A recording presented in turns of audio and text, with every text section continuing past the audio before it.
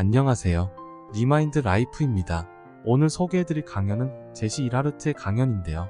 우리는 서로 경쟁하고 비교하며 평생을 살아가고 있습니다. 그러나 아이들의 양육, 교육에 있어서 경쟁보다는 함께 놀아주고 시간을 보내는 것이 아이의 두뇌 발달에 더 도움이 된다고 이야기합니다. 사실 바쁘고 피곤하다는 핑계로 아이와 함께 잘 놀아주지도 못하는 부모님들이 많이 계신데요. 오늘은 다른 바쁜 일보다 아이와 함께 시간을 보내려고 해보셨으면 좋겠습니다. 그럼 시작하겠습니다. 15년 전 저는 유치원 교사로 교실에 들어갔습니다. 야심차게 감동을 주려는 열망이 엑셀 문서를 만들었습니다. 학생들에게 가장 중요하다고 생각한 것은 문자, 숫자, 모양, 색상 같은 것들이라고 생각했고 그것들을 학습시키려고 했습니다. 하지만 돌이켜보면 기계적인 암기에 크게 신경 쓰지 않았으면 좋았을 것 같습니다. 대신 두뇌 상호작용 놀이의 힘을 활용했으면 좋았을 텐데요. 수년간의 경험, 연구로 우리는 알고 있었습니다. 놀이 기반 학습은 기계적인 암기보다 훨씬 우수합니다. 하버드의 아동발달센터와 수많은 전문기관에서는 아이와 어른이 함께 놀 때 번갈아 나오는 질문, 몸짓과 같은 상호작용이 아이의 두뇌의 신경 연결을 구축하는 데 도움이 된다고 합니다. 특히 뇌의 전두엽 피지를 형성합니다. 그것은 뇌의 실행 제어 센터입니다. 감정을 다스리고 문제를 해결하고 계획을 세우고 아이들이 놀 때 하는 모든 것들이죠. 그래서 우리가 아이들과 함께 놀아줄 때 힘이 드는 것 같아요. 놀이 기반 학습은 두뇌 운동과 같기 때문에 결코 쉬운 일이 아닙니다. 그래서 무거운 물건을 들어 올리면 근육이 생기듯이 놀이 기반 학습은 뇌의 구조를 구축합니다. 아이가 무언가를 질문했을 때 부모님이나 선생님이 그 질문에 답변을 해주는 상호작용이 아이가 계획하고 그것을 끝까지 해내는 힘을 기르는 데 도움이 됩니다. 놀이 또한 아이와의 상호작용을 위한 더할 나위 없이 좋은 방법입니다. 그중 블록 쌓기는 두뇌를 위한 슈퍼푸드와 같습니다. 아이와 함께 블록을 쌓고 무너지고를 반복하며 상호작용이 계속적으로 이뤄지는 놀이입니다. 저는 모든 가정에서 아이들이 부모님과 함께 블록 쌓기를 할 수 있기를 기대합니다. 모든 유치원에서는 아이들이 깨어있는 대부분의 시간에 놀이를 하고 있어야 합니다. 그러나 현실은 그렇지 못하죠. 부모님이나 선생님은 아이가 놀이만 하는 것을 보지 못합니다. 심지어 더 많이 학습시키길 바랄 것입니다. 놀이의 효용성에 대한 압도적인 연구 결과를 무시하도록 우리를 몰아가는 것은 무엇일까요? 수년간의 유치원 교육, 교사 코칭, 학부모 코칭, 저의 육아를 분석하고 무엇이 우리를 방해하는지 깨달았습니다.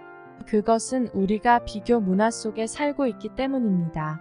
우리는 우리 아이가 뒤처질까 걱정합니다. 축구를 잘하지 못해.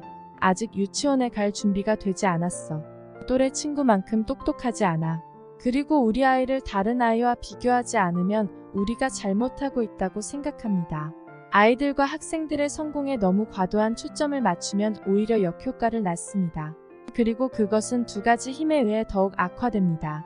첫째, 즉각적인 만족의 욕구 그리고 빠른 결과. 둘째, 놀이에 대한 우리 자신의 불신.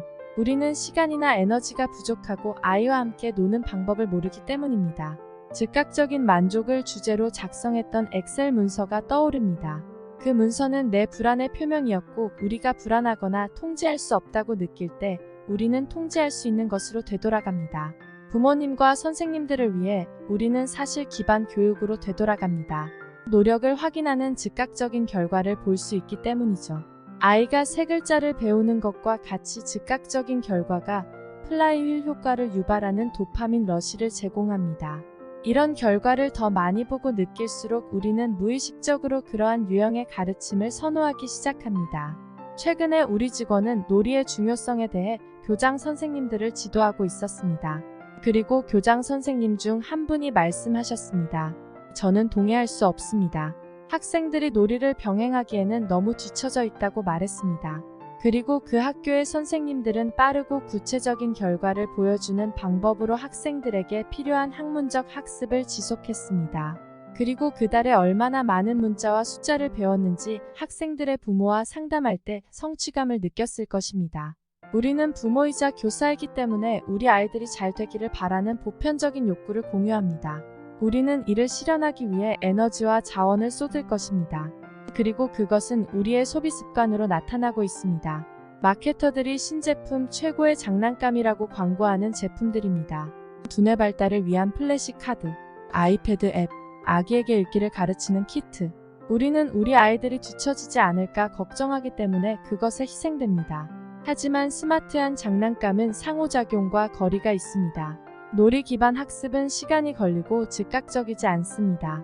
그러나 우리의 시간을 투자할 가치는 충분합니다. 목욕 시간에 대한 이 간단한 예를 들어보죠. 내가 경제적 여유가 조금 있는 바쁜 부모라면 아이가 혼자 욕조에서 놀 수 있도록 인터넷 쇼핑몰을 찾아다니며 10분, 30분, 1시간씩 인터넷 쇼핑몰 스크롤을 내리고 있을 것입니다. 하지만 우리는 그것보다 더 나은 방법이 무엇인지 알고 있습니다. 목욕 장난감이 아이에게 해롭다는 말을 하려는 것이 아닙니다. 대부분의 가정에는 다음 3가지 용품이 있을 것입니다. 물컵, 스펀지, 그리고 부모님. 이것들이 아이 목욕 시간에 함께할 때 놀라울 정도로 재미있고 에너지 넘치는 시간이 될 것입니다. 지난 10년 동안 부모님들을 지도하면서 자신의 직업과 육아에 대해 최선을 다하지 못하고 있다고 생각합니다. 그런 생각이 많은 부모님들을 압박합니다. 지난 몇 년 동안 소셜미디어 세계가 폭발적으로 늘어났습니다. 그 세계에는 학부모와 교사를 위한 많은 조언들이 있습니다.